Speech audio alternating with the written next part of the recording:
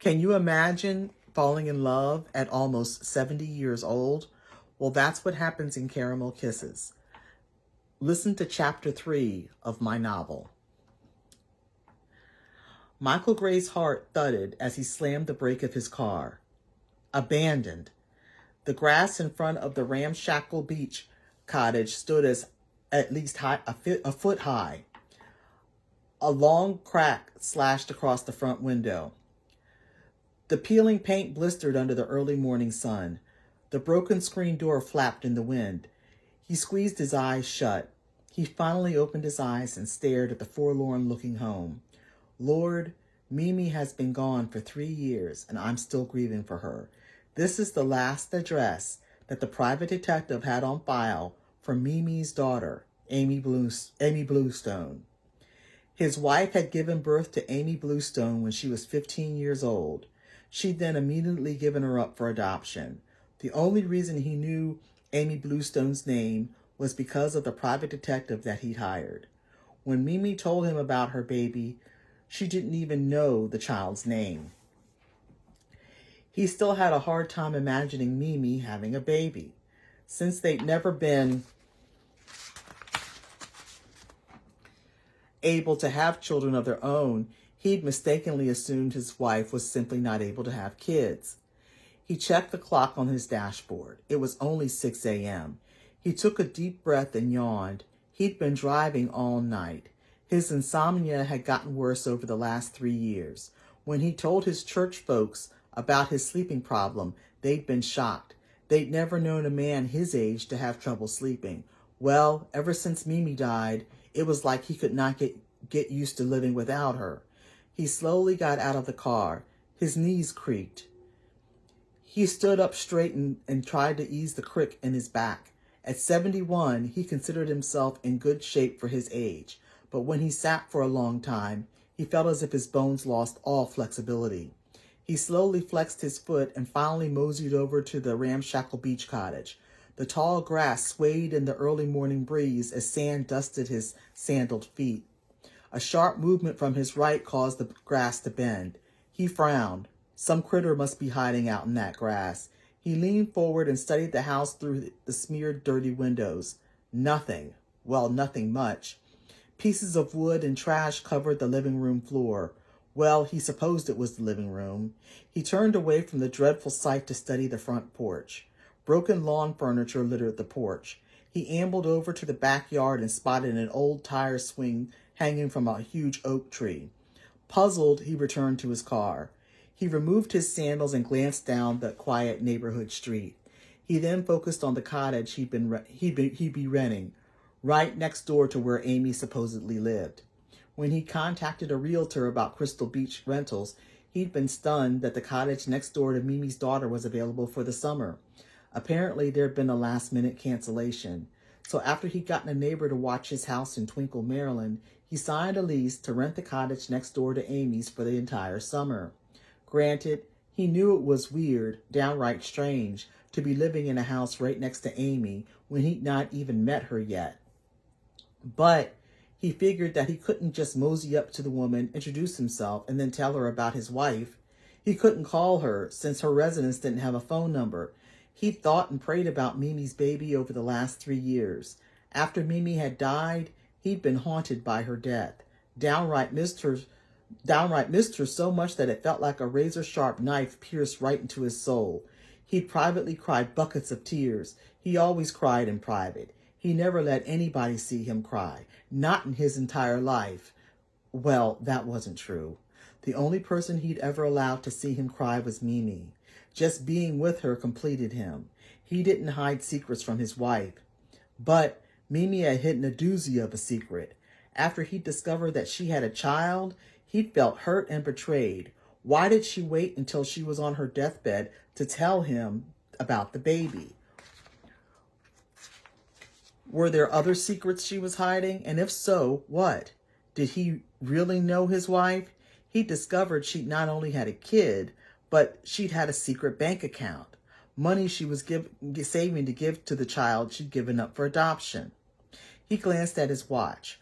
Well, the realtors wouldn't be open for another few hours, so he had some time to kill before he went to the real estate office to get the key to his rental.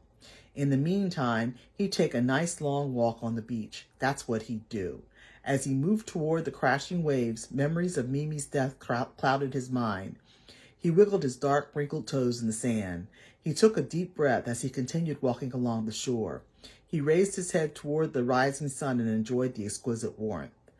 Seagulls flew in the early morning sky, and young birds frolicked near the water, fighting over a piece of bread that someone had tossed.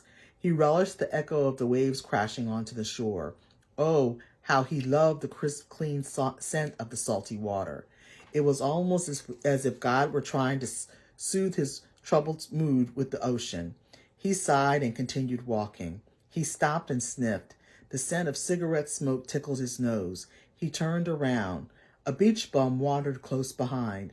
Shirtless, his massive stomach hung over his swim trunks while he chugged from a bottle of whiskey. He slid the cigarette between his thick lips and took a long drag. Who'd get so wasted early in the morning? Well, he had no room to judge. The bum peered directly into his eyes and offered the bottle. Want some? His mouth watered. Yes, he'd love some, but he knew better. He'd given up drinking and smoking when he'd become saved.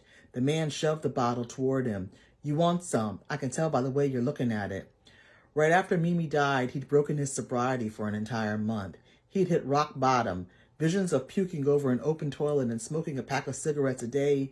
He'd hoped the alcohol and nicotine would dull the pain, but when he sobered up, the pain was still raw and fresh.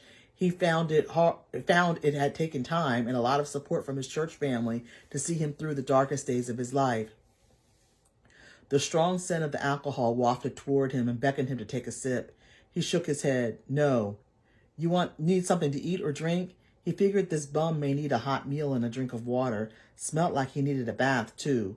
The middle-aged man shook his head before he ambled away. Michael frowned. Just seeing that bum brought back painful memories. No, he'd never been homeless, but he'd come close to losing his bakery while he dealt with his pain. He finally sold the bakery a couple of years after Mimi's death. He'd befriended Kelly and Jamal, a young married couple, and he felt like his business had been left in good hands. Since he was retired and sober, he needed to fulfill Mimi's wishes.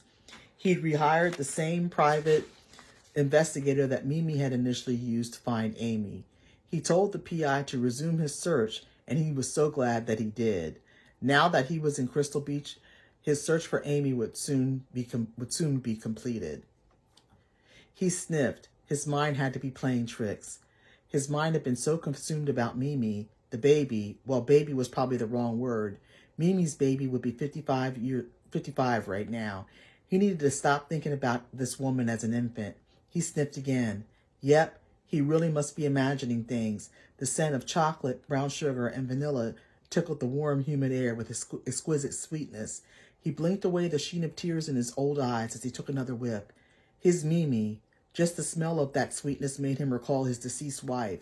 Smelt like a batch of her candy was baking. He followed the delicious scent with his nose.